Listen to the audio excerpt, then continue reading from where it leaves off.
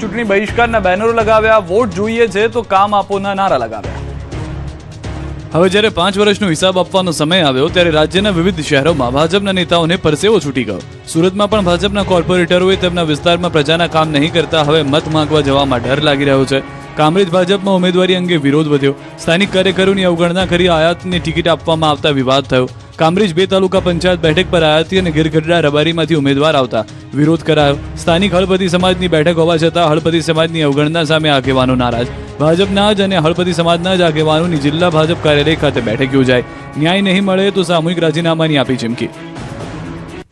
આ તરફ વડોદરામાં વોર્ડ નંબર 15માં વાઘોડિયા રોડ પર આવેલ રણછોડ પાર્ક સોસાયટીમાં રહીશોએ કોંગ્રેસ વિરોધી બેનર લગાવ્યા, જેમાં લખ્યું કે રામ ભક્ત સોસાયટીમાં કોંગ્રેસે પ્રવેશવું નહીં. તો સાથે જ પક્ષ બદલીને કોંગ્રેસમાં ગયેલા ઉમેદવારો સામે પણ તેમણે રોષ વ્યક્ત કર્યો. રહીશોએ કહ્યું કે જે ભગવાન રામમાં ન માને તેમને મત ન આપવા જોઈએ અને જે માનશે રામ ભગવાનમાં તેમને જ મત આપીશું.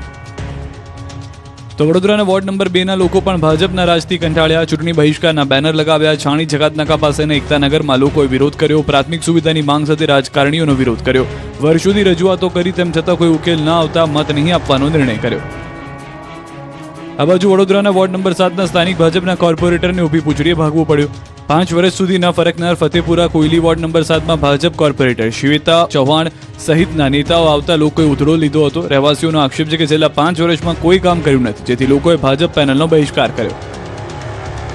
વડોદરાથી જ હાલ મોરબીમાં અહીં પણ ચૂંટણી પહેલા જ વિરોધના સૂર ઉઠ્યા. વોર્ડ નંબર 6માં નેતાઓને મત માંગવા ન આવવા એવા પોસ્ટર્સ લગાવી દેવામાં આવ્યા.